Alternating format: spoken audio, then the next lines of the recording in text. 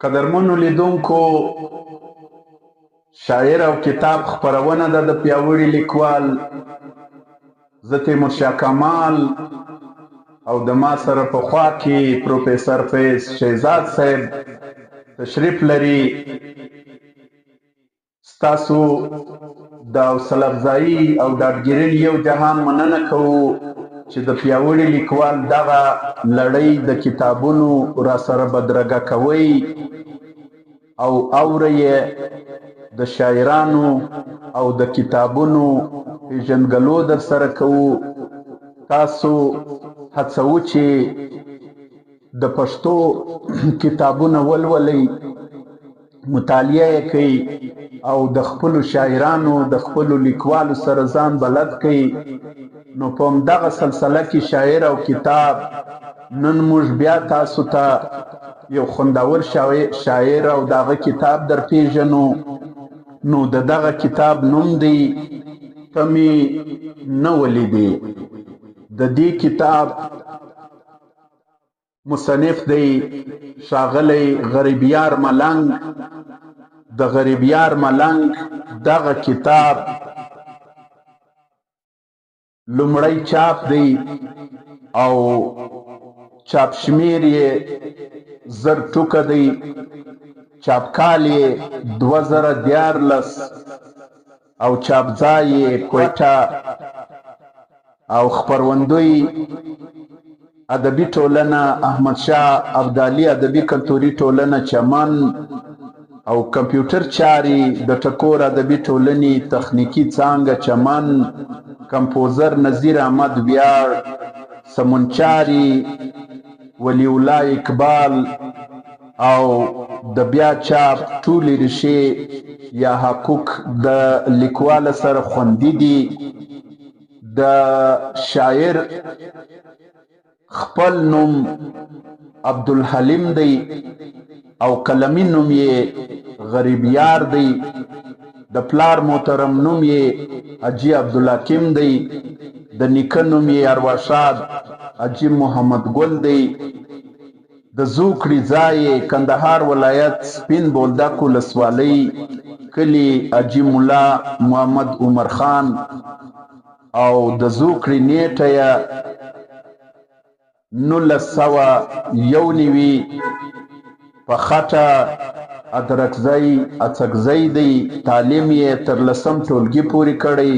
پیشه یې غریبکاري یا مزدوري ده. د استوګنې ځای سویلي پښتونخوا چمن دی. دغه لومړی کتاب چې موږ یې تاسو ته در پیژنو په ډیره ځواني کې چاپ کړی، خو اوس یې شاید چې نور کتابونه هم منځته راغلي وي خو هغه تر اوسه پیاوړي لیکوال ته نه دي رسېدلي. دی په خپل دغه کتاب کې خوندور کلامونه را یوځای کړي دي او په دې کې د نظمونو برخه هم سته چې د بیلابیلو نومو یا سرلیک لاندې خوندور نظمونه لیکلي دي او په دې خپل کتاب کې ډېر خوندور او د قدر وړ اشعار لري. د غریبیار ملنګ شاعري ډېره دلچسپه، د موسیقي او لۍ او سور څخه ډکه ده، ځکه یې ډېرو سندرغاړو هم کلامونه ویلي دي او ډېر سندرغاړي د کلام ویلو ته لیواله دي. نو تر ټولو لومړی به زه شهزاد صاحب ته ورسم چې دی د دې کتاب په هکله باندې مختصره نظر تاسو ته وړاندې کړي او بیا به موږ د غریبیار ملنګ د کلامونو نې هم تاسو ته وړاندې کړو انشاءالله. جهان مننه تمام خلاص. یقینا شاعر چې هر څوک وي هر ځای وي د قدر وړ. غریبیار ملنګ چې کوم دی نه صرف دا چې ما اورېدلی دی ما لیدلی هم دی د چمن پر سټیج مې لیدلی دی اورېدلی مې دی او هلک هم ما دا درکړی و شعر چې کوم دی ژوندی شعر دی د موسیقیت څخه ډک دی او بیا ما د ډېرو فنکارانو ګلوکارو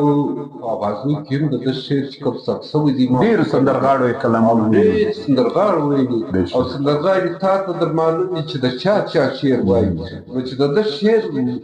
وایي نو دا سند هم لري مستند هم دی او بیا دی د ځوان کهول ځوان شاعر دی او دا ځوان شاعر په اصلي تقاضو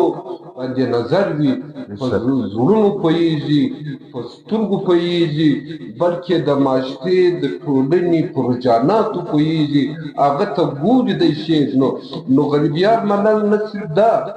زما به زړه ته رانږدې دی ډېرو خلکو ته ورنږدې دی د خپل شعر په حواله او په شعر کې چې کوم دی د الفاظو انتخاب عموما د نورو څخه بېل دی نه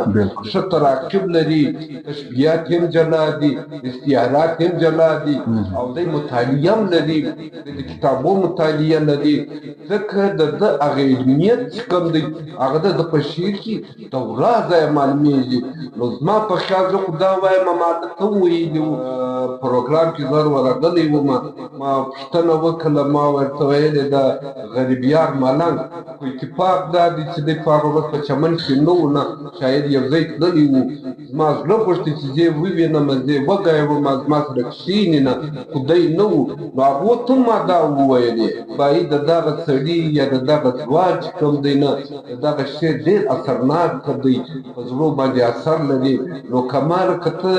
دا کتاب زه تا ته درکړم زما د خبرې په تایید کې ته د ده یو غزل یا یو کلام یا یو څو اشعار د اورېدونکو سره شعر کې نه نو یقینا به زما د خبرې تایید هم وشي نو غریبیار صاحب په خپل یو غزل کې وایي په ژړا راغلم په ژړا ځم ته مې نه ولیدې په ژړا راغلم په ژړا ځم ته مې نه ولیدې په ژړا راغلم په ژړا ځم ته مې نه ولیدې زه بدنصیبه نیمه خوا ځم ته مې نه ولیدې په ژړا راغلم په ژړا ځم ته مې نه ولیدې زه بدنصیبه نیمه خوا ځم ته مې نه ولیدې جانانه خوب مې ستا په شان سو یوه شپه نه راځي او سهار به بیا پر کومه خوا ځم ته مې نه ولیدې او هغه یتیم چې د خپل پلار د قبر سر ته ناست و هغه یتیم چې د خپل پلار د قبر سر ته ناست و ویې ژړله چې بابا ځم ته مې نه ولیدې هغه یتیم چې د خپل پلار د قبر سر ته ناست و ویې ژړله چې بابا ځم ته مې نه ولیدې او لکه باد داسې پټه خوله درپسې وګرځېدم لکه باد داسې پټه خوله درپسې وګرځېدم ستا بې دیدنه بې نوازم ته مې نه ولیدې او ستا مینه داسې لکه وینه زما په تن کې اوسي ستا مینه داسې لکه وینه زما په تن کې اوسي خو غریبیار ستړی په دا ځم ته مې نه ولیدې کماله داسې غزل کې انتخاب کله نه چې د دې کتاب نوم هم د دې غزلې څخه انتخاب شوی دی بلکل نو دوی کمال لکه څنګه چې تا وویل او ما مخکې وویل نه چې د ځوان کهول ځوان شاعر خو دی شاعري یې پختکاري لري شاعري یې څوک وطن ته متوجه کولی شي شاعري پرې غوږ نیول کېږي چې دا یې د 2014 شاعري ده نو اوس به څومره شاعري مخته د ده فکر به څومره غوړېدلی وي یقینا د ده نوی کتاب به هم وي او نوې خبرې به هم وي په هغه کې چې دغه غزل یې دومره اثرناکه ده نه نو را روانه او موجوده کومه غزل یې چې ده یقینا به هغه معنا هم لري او ښکلا به هم لري رنګ به هم لري او رنګ مو خوند په دې لري چې ما ډېر سندرغاړي اورېدلي دي په هغه کې د غریبي غریبیار ملنګ چې کوم شعر دی نه هغه انتخاب شعر وي او داسې شاعران دي دا ژوندي هم نه دي او ژوندي په دې پاتې کېږي شعر یې ژوندی وي چې د چا شعر ژوندی وي د هغه به وجود نوم تاریخ ټوله ژوندی وي زما د هغه هیله ده امید مې دي لکه نن چې دی دومره کامیابه شاعر دی بیا به هم دغسې او زه کمال ته یې وار بیا وایم چې د تېر کلام سره سره چې یو بل کلام هم د اورېدونکو مخ ته شعر ده د قدرمنو لیدونکو غریبیار ملنګ په یو بله غزل کې وایي څوک چې په سینه کې روغ زړګی لري څوک چې په سینه کې روغ زړګی لري څنګه خلاص له غم څخه کورګی لري څوک چې په سینه کې روغ زړګی لري څنګه خلاص له غم څخه کورګی لري او مینه چې کوي رقیب به هم لري ځکه چې د اور لمبا لوګی لري او جنگ ته د دشمن به وارخطا نه وي جنگ ته د دشمن به وارخطا نه وي څوک چې د سړي پر سر سړی لري جنگ ته د دشمن به وارخطا نه وي څوک چې د سړي پر سر سړی لري هر ښکلی چې سپین وجود ژړ مخ لري هر ښکلی چې سپین وجود ژړ مخ لري هره ورځ ژړی ماتیګری لري تیره به ځواني سي غریبیاره ژر تیره به ځواني سي غریبیاره ژر ځکه ختمېده خیر سپرلی لري زه خو دې تابع یم چې دی ولې ځان ته غریبیار ملنګ وایي څوک چې شاعر او داسې اشعار لري ما په خیال هغه خو نه فخر باید چې وکړي نه ځکه چې شعر چې کوم دی نه هغه څومره د خونده ډک دی څومره د ترکیبه ډک دی څومره د موسیقیته ډک دی او ډېر اشعار چې کوم دی نه هغه په زړه صرف دا نه چې زړه درڅخه وړي بلکې د سړي زړه راورتښتوي بل داسې کلام راته دی وایي چې شپه روڼومه تر سهاره شپرونومه تر تبه نه یې خبر شپرونومه تر سهاره شپرونومه تر سهاره تبه نه یې خبر زما له ډېره انتظاره تبه نه یې خبر شپرونومه تر سهاره تبه نه یې خبر زما له ډېره انتظاره تبه نه یې خبر هر مازدیګر چې به چناره ستا سلام ته راتلی بنده د هغو پیغلو لاره تبه نه یې خبر او وطن ستا اشغال کېدو ته چې راغلي و څوک وطن ستا اشغال کېدو ته چې راغلي و څوک هغه اوس خپله دي بېزاره تبه نه یې خبر وطن ستا اشغال کېدو ته چې راغلي و څوک هغه اوس خپله دي بېزاره تبه نه یې خبر لکه مرغه په هره خوا کوي پرواز در پسې او زما تخیل دی وزرداره تبه نه یې خبر او په ستړې ساه یې راته وکړه دا د غم خبره په ستړې ساه یې راته وکړه دا د غم خبره او چې جز موږ کډه غریب یاره تبه نه یې خبر واقعي شعر یې ډېر ژوندی شعر دی مختصراً به موږ دا ووایو د دې څخه د ادبوالو ډېر امیدونه وابسته دي او موږ ډېر امیدونه لرو دی د خدای د سباوون ستوری کړي او د نن زیری دې کړي لکه دغه شعري مجموعه چې ده زما غوندې کمال غوندې لیوال غوندې بلکې دا هر چا څوک چې دی د دغو نوي اشعارو ته د دغو نوي اثارو ته منتظره دي خوشکوونکي دي زما دوام د هغه ده او خواست مې ده ته دا دی چې ته د خپل قلم ته دوامداره وساتې ستا شعر چې دی هغه اثرناکه هم دی دردناکه هم دی د معاشرې د ټولنې